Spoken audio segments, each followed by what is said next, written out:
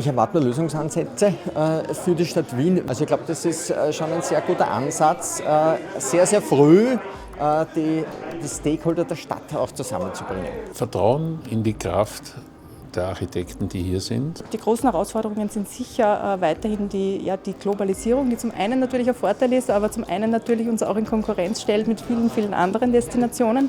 Das heißt, da gilt sicher an Eigenständigkeit weiter beizubehalten und gut herauszuarbeiten. Es gibt viele Teiltrends, die alle eine Rolle spielen. Aber insgesamt muss man sagen, brauchen wir lebendigere Produkte, authentischere, lokale Produkte. Und das ist etwas vom Budgethotel bis zum Luxushotel. Die müssen einfach einen unverwechselbaren Charakter haben. Und dazu zählt ganz wichtig, dass die Hotels eben nicht nur die Plattform sein sollen für die Gäste, sondern auch für die lokale Bevölkerung.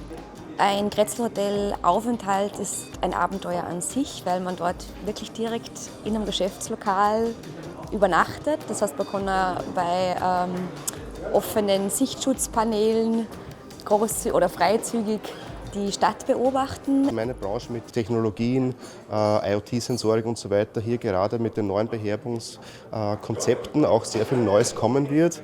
Integration von Gästen, wie kann man es überhaupt binden an das eigene Unternehmen? Da passiert es sehr viel, Digitalisierung, und ich glaube, dass das generell in allen Immobilienbranchen schlagend wird. Ja. Erst wenn man die Zukunft generiert, bewahrt man das Vergangene.